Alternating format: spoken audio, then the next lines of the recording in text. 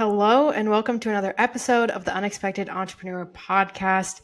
Today, we are joined with one of our past clients for blogging websites. We've worked with Kylee for a long time. She did our brand photos. She is amazing. But we're going to talk all about blogging. But before we get into that, can you introduce yourself and tell everyone what you do? Yeah, so I'm Kylee from Kylee B Photography, very original, I know. But I'm a wedding photographer predominantly in Pennsylvania, Philadelphia, surrounding areas. I will travel anywhere, but I have a 4-year-old, so it's nice to have a home base. But I started my business in 2016, so it's been a hot minute. And I also do like a little bit of boudoir, a little bit of family, but weddings is my bread and butter. Bread and butter, absolutely. Yeah. Well, first of all, if you haven't checked Kylee out, you should definitely go check her out. We will have all of the links at the end of the episode and in the show notes. But when we are thinking about blogging, you've been blogging with us for probably almost 2 years now. When it comes to pre-working with us and blogging, what kind of challenges did you have with blogging or trying to blog, or were you really blogging before successfully, anything like that? Yeah. I feel like when I came to you, I maybe had like 3 blogs. And I think I came to you like 2020, 2021 or something. So since I started in 2016, like that was a long time. And I was not doing any SEO. I was just like, let's put some things on the website because everyone else's website has a blog and I should have one too. So were they helping me at all? Probably not. And I think that I did like a little bit of education to like tell myself, okay, I want to learn about it and then I'll do it. And then, it just didn't happen because blogging is one of those things that it is important to have in your business in order to try to get more reach, but it's not the priority. If you're like buried in editing or other things that your clients can see, blogging is one of those things that gets on the back burner for sure for me. Yeah, so that's what you kind of saw. You knew it was important, but there just wasn't enough time to actually put the effort and the dedication into putting it out there, getting it successful, getting it to where it needs to be. Totally. And I think we even did like a 6 months or year span. And I was like, okay, since I have all these blogs on the website, maybe I'll like take a break and you guys can tell me how to do it. And like, I did not blog once in that like 4 to 6 months that I did not have you blogging for me. So I was like, okay, we need to do this again because I obviously cannot. It is definitely one of the things that I think, especially when you're starting out and getting used to it and have so many other things on your plate, it feels like it takes more time than you have. And it is, sitting down, honestly, sometimes just being like, okay, I'm going to sit down and write a blog post. We have so many other things going on that it just feels like a little too much. And it's the thing that keeps getting pushed back and pushed back. So I totally get that. That's definitely something that even in our own business, we're like, okay, we need to like sit down and actually write a post. Like we need to make sure that one gets out. So I think that's where a lot of people kind of sit and feel in their beginning of their blogging journey. So since we have started blogging for you, how have the blog posts kind of been working out for you? Have you seen any results from it? Is there anything that you've really kind of seen clients come back and start finding you on Google, or been able to like send posts to clients to be like, here's resources, so you're not constantly answering questions, anything like that? Yeah, so I've definitely had some of my blogs that are like venue specific. I think that a lot of the clients that book that venue will like type it into Google and my stuff will come up. Also ones that are really like pertain to my brand. Like I love a big wedding and the dance floor. So I have some about like what music to have at your reception. Or I think like the non-traditional like photo ideas is another one that pops up. And I think that is number one, because I'm like niching down to my ideal clients. And then number two, because those are blogs that not every photographer is writing. So I'm not competing with like a bunch. And that's another thing that is helpful to have you guys for, because I don't know how to research rankings and all of that stuff. And you bring me a list of topics and I'm like, okay, that one, it'll work. Cool. No, I definitely get that. And we do have some really cool kind of non-traditional geared post on your site, and I think it is important that like it's not necessarily just about writing a post that you think people are searching for, but like making sure that people are also searching for it and it's something that you can rank for, which obviously is going to change as you start to write more. Like I think with you, we've been able to kind of target posts that are a little harder and have a little bit more competition now, 2 years down the Hmm. road than we were right when we started off. So it is something that grows, and you can start to do those kind of higher target keywords, higher difficulty ones, but kind of knowing where to start to build yourself up to that point is, something that's important, and starting from the ground and just putting in the consistency to get built up there. Yeah, I also use it as a tool for like inquiring clients too. A lot of times, if I have a consultation and we're talking about if they want to do a first look or not, I will put in like my blog about first looks in there. Or I'm trying to think if I know that they want like color in their wedding, Mm-hmm. and obviously I'm talking to them maybe like a year out before their wedding, so they don't have things nailed down. I know I have a blog post about like how to include color in your wedding. So not only is it helpful for them, but I think it gives another layer of like trust Mm-hmm. and expertise from my end that an inquiring couple is like, oh yeah, remember that photographer who like sent us all this amazing information that we learned from? And it gives you like another little step above the rest, so to Yeah. say.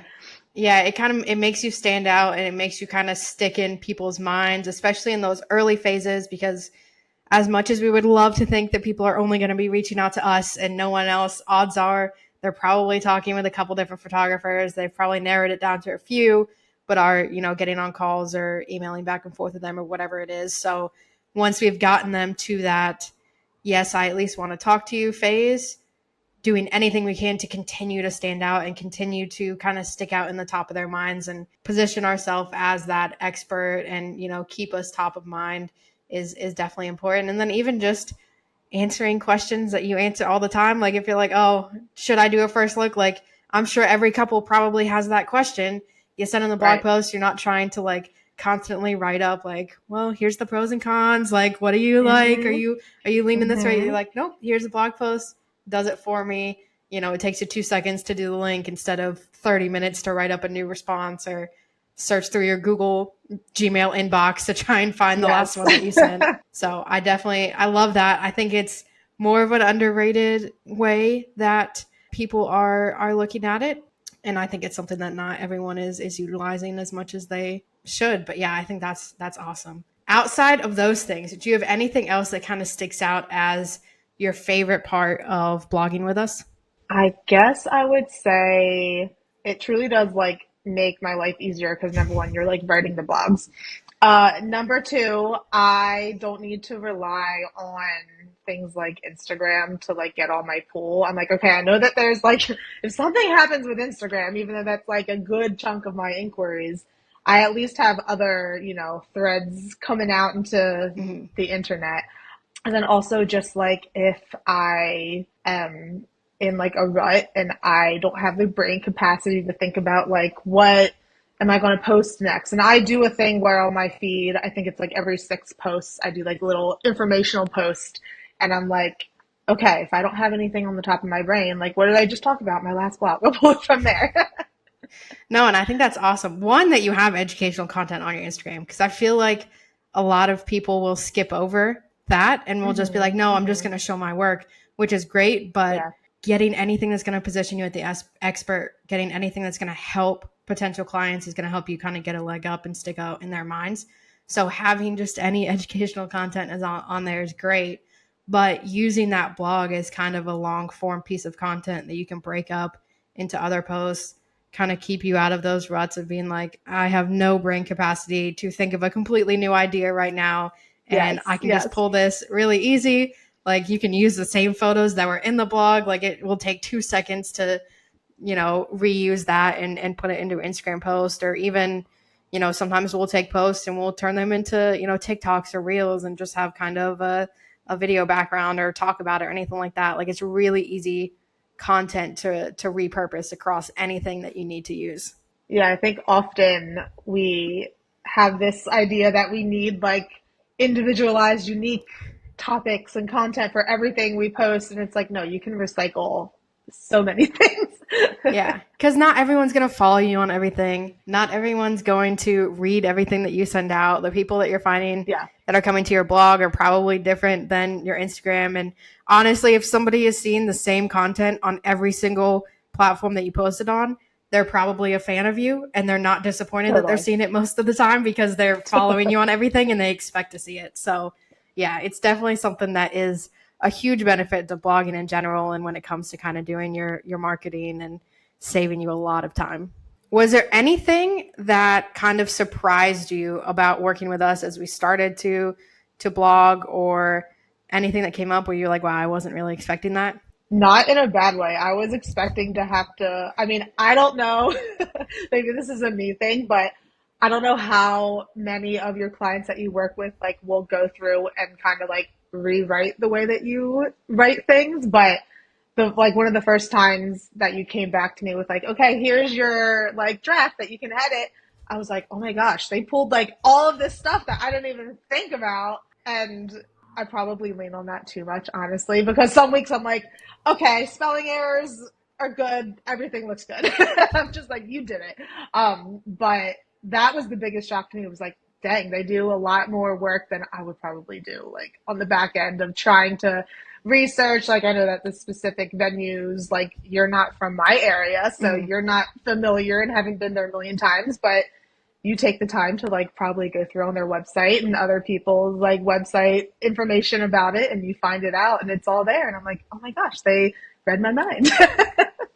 Yeah, it's definitely something where research can take you a long way. It's always nice when, you'll include some of the like personal touches or anything that happened, with the couple or any of the venues that you're like, I really want to highlight this one because it's my favorite and Hmm. they're awesome or anything like that, to kind of give it covering both sides, right? So we have the educational part of why this venue is great, what, where you can actually get married, the ceremony sites, the reception halls, like all of the kind of nitty gritty of it there. But then also the personal experience of like, here's the thing that, I really loved about it, or this couple really loved about it, or what made their wedding special, and kind of giving that, almost allowing them to put themselves in the shoes and see what their wedding day could look like while still catering it towards them and not being like, look at this couple's wedding and only talking about them. And everyone's Right. like, well, that's great, but it doesn't really relate to me. That doesn't answer the question that I'm looking at. Right. I also remember being super excited when you were like sending me my